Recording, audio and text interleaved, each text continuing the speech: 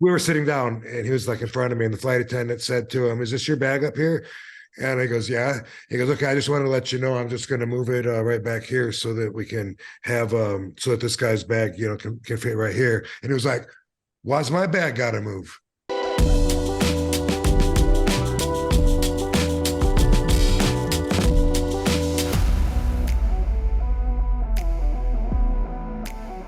You teamed with Taz's son, Hook, and they did announce that on TV. I was surprised because they haven't really mentioned that, but the broadcasters did mention that this is Taz's boy, Hook.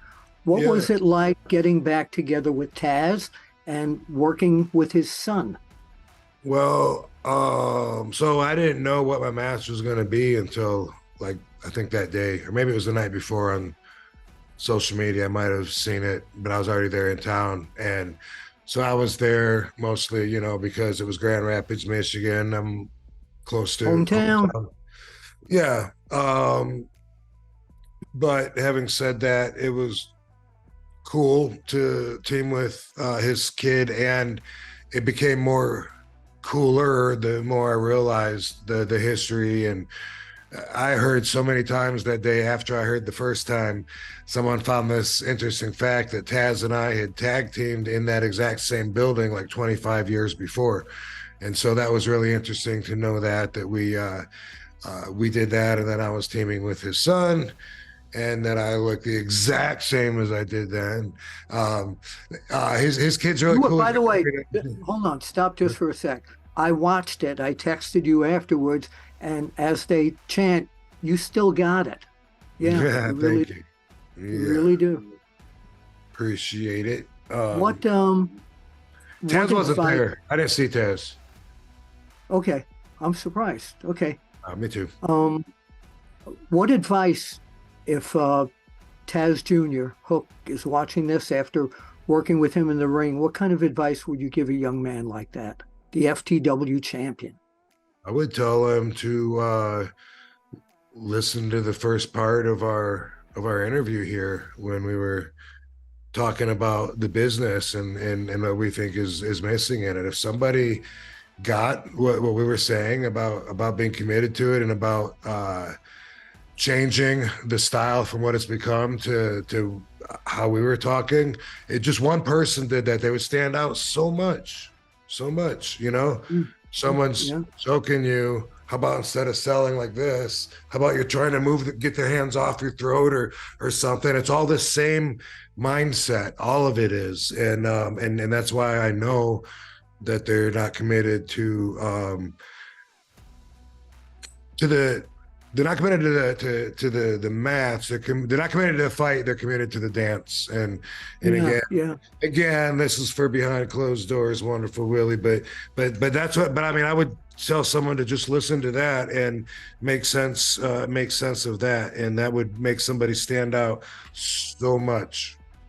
He presents very convincing. He really does. Yeah, and he's got such a good energy. I could tell. I told Taz this after the match too. I said I can tell everybody picks up on his energies. Like everyone seems to like genuinely like really like him. Like he's a good kid, and I learned a little on Twitter or X, say when somebody said that was the first time they'd seen Hook smile when I was imitating his dad. And I love that. I saw that. I was imitating Taz too.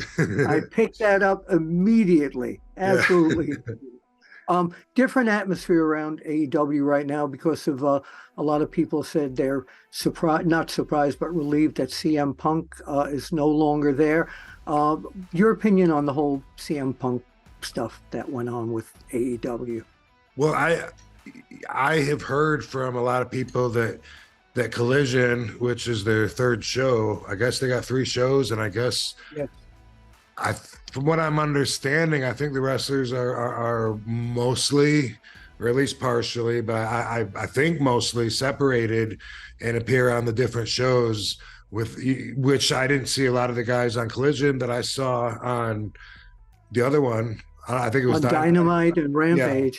Yeah. And I don't know if I was on Rampage myself, so didn't have that to compare. But if that's the case, I was told that because people were like, how are they gonna go on without CM Punk? And at first I didn't know what they meant, and then I was told that was kind of like his show, or it was created for him. I was told by somebody. That's the way somebody put it. So anyway, it seemed like that was his showcasing a show or whatever. So that's if that's the deal, and they're building them up separately like that, then it's good to not have all your eggs in one basket.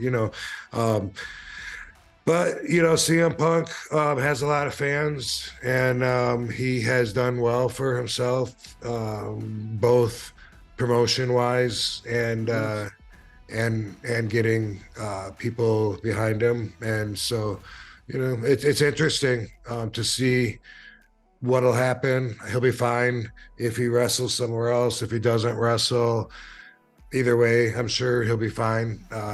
But yeah, he strikes me as a guy that's his lines that he doesn't want you to cross are written in bold ink. You know what I mean? Yes. Well said.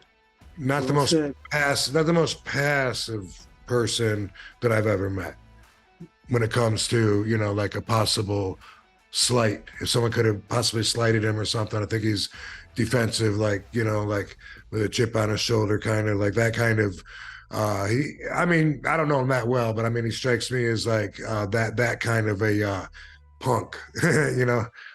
I tell this story. I've told it on my. I don't know. I've told it a couple times, but one time when we were on an airplane, the flight attendant. Yes. We were sitting down, and he was like in front of me, and the flight attendant said to him, "Is this your bag up here?" And he goes, "Yeah." He goes, "Okay, I just wanted to let you know I'm just going to move it right back here so that we can have so that this guy's bag, can fit right here." And he was like, "Why's my bag got to move?" He was about, "Why's my bag got to move? Mine's the one that fits in there. He's the one that's got the oversized bag."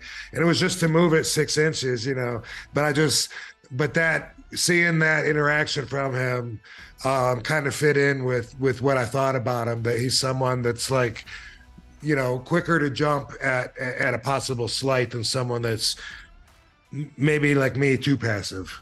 Yeah. Sometimes I'm too passive. I'm not saying I'm disagreeing with myself, but it could be argued sometimes. We all do that sometimes where we're like, man, should I have said something? Should I have stood up for myself more? Like we all go through those where it was like, man, but then I think it's better in the big picture that I didn't say anything. And we all have those inner conversations in our head with our ego. I talk about that stuff on my YouTube page all the time. What's your YouTube page? We're going to plug everything. It's the Real RVD, the Real RVD. And I share my insights under a playlist called RVDology. And when I do my podcast, which is on Premier Access, we put those clips on my YouTube.